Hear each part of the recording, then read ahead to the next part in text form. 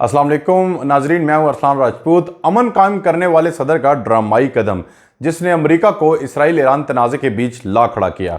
अगरचा Donald Trump ने जनवरी में खुद को अमन कायम करने वाला कहते हुए व्हाइट हाउस में दोबारा कदम रखा था, लेकिन ईरान और इसराइल के दरमियान जारी तनाज़े में अमेरिका को शामिल करके उन्होंने इंतहाई ड्रामाई कदम उठाया है। वीडियो शुरू करने से पहले आपसे दरख्वास्त है कि वीडियो को लाइक कीजिएगा और चैनल को ज़रूर सब्सक्राइब कीजिएगा। ओहदा संभालने के बाद मशरक़ वुस्ता में अमन लाने की बजाय ट्रंप अब एक ऐसे खित्ते की क़यादत कर रहे हैं जो बड़े पैमाने पर जंग के दहाने पर है। एक ऐसी जंग के दहाने पर जिसमें अमेरिका एक फाल फ्रीक बन चुका है। सोशल मीडिया पर अमेरिकी अफवाज की जानिब से ईरान के 3 जोरी मकामात को निशाना बनाने के ऐलान के सिर्फ 2 घंटे बाद ट्रंप ने व्हाइट हाउस से कौम से खिताब में इस कार्रवाई को एक शानदार कामयाबी करार दिया। उन्होंने उम्मीद जाहिर की कि इनके ये इकदाम देरपा अमन की राह हमवार करेंगे, क्योंकि ईरान के पास जोरी ताकत बनने की सलाहियत बाकी ना रहेगी।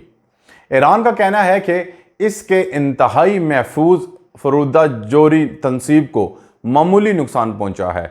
कौन दुरुस्त है इसका फैसला वक्त ही करेगा। नायब सदर JD वेंस, वज़ीर ख़ारजा मार्को रूबियो और वज़ीर दिफा पेट के साथ खड़े होकर ट्रंप ने ईरान को खबरदार किया कि अगर उसने अपना जोरी प्रोग्राम तर्क ना किया तो आइंदा हमले ज़्यादा तबाहकुन और कहीं ज़्यादा आसान होंगे।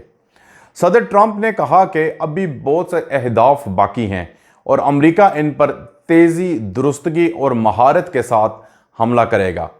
इसके अलावा सदर के एतमाद भरे बयानात के बावजूद ईरान में अमरीकी फ़ौजी मुदाखलत और उसका मुमकिना तसलसल अमरीका, खित्ते और दुनिया के लिए बदतरीन मंजरनामे में तब्दील हो सकता है।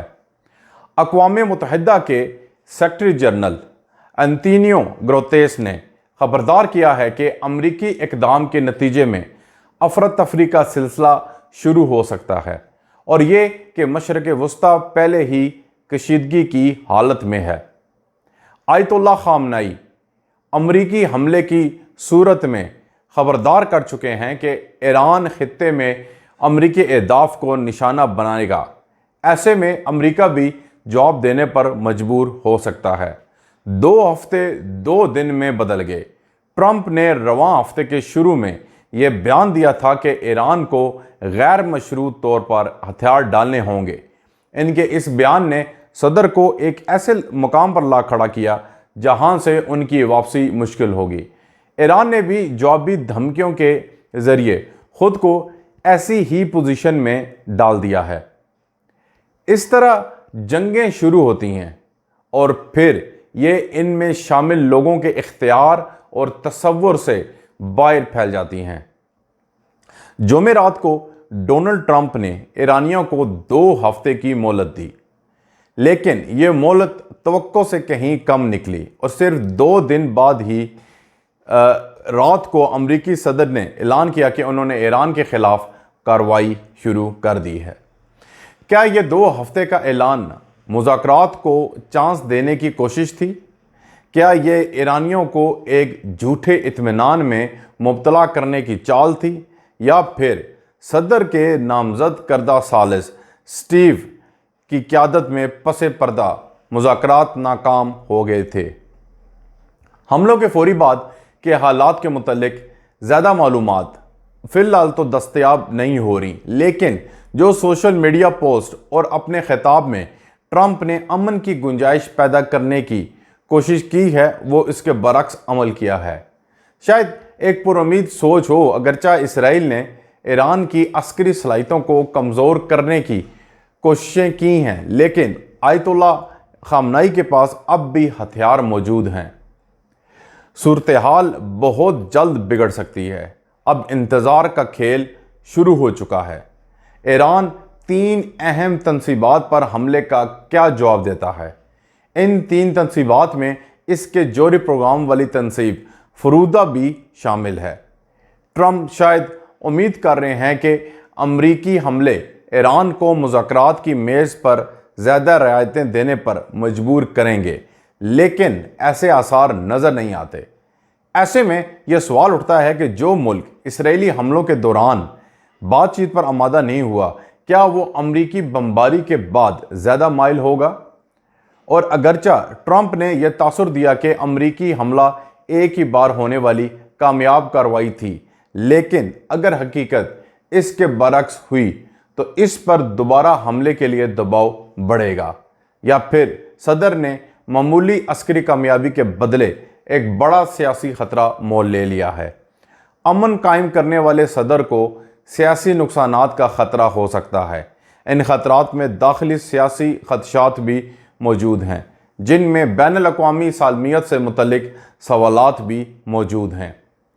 अमरीका की जानिब से ईरान पर किसी भी मुमकिन हमले से कबल ना सिर्फ डेमोक्रेट्स बल्कि अमरीका की अपनी अमरीका फर्स्ट तहरीक की जानिब से तनकीद की जा रही थी, क्योंकि सदर की जानिब से कौम से खिताब करते हुए अपने तीनों करीबी मुशीरों को अपने पीछे खड़े करने का गैर मामूली फैसला मुमकिन तौर पर अपनी जमात में इत्तेहाद पैदा करने की कोशिश दिखाई देती है। अमरीकी नायब सदर JD वेंस ख़ास तौर पर अमरीकी खारजा पॉलिसी को महदूद करने के हवाले से बयानात देते रहे हैं। हाल ही में उन्होंने अपने सोशल मीडिया पर एक पोस्ट में कहा था कि ट्रंप अब भी दूसरे ममालिक के अमूर में मुदाखलत पर यकीन नहीं रखते और उनके हामियों को उनकी हमायत करनी चाहिए। अगर ये अमरीका का ईरान पर वाहिद हमला है तो मुमकिन तौर पर इस सूरत में ट्रंप अपने हामियों में मौजूद खदशात को दूर कर पाएंगे, लेकिन अगर इससे अमरीका को एक बड़े तनाज़ा का हिस्सा बनना पड़ा तो सदर अपने हामियों को ही अपने खिलाफ खड़ा पाएंगे। सेंचर का हमला एक ऐसे सदर की जानिब से एक जारहाना अमल था जो ये फ़ख्र से कहते रहे हैं कि उन्होंने अपने पहले दौरे इक़्तिदार में कोई नई जंग शुरू नहीं की, और माजी के सदूर को इस बात पर तनकीद का निशाना बनाते रहे हैं कि उन्होंने मुल्क को मुख्तलिफ आलमी तनाज़ात में धकेला था। ट्रंप ने अपनी चाल चल दी है।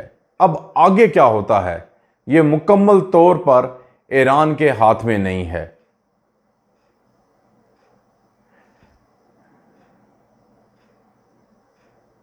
अगर आपको वीडियो अच्छी लगी हो तो लाइक कीजिएगा, चैनल को सब्सक्राइब कीजिएगा। मिलते हैं नई वीडियो में। टिल देन अल्लाह हाफिज़।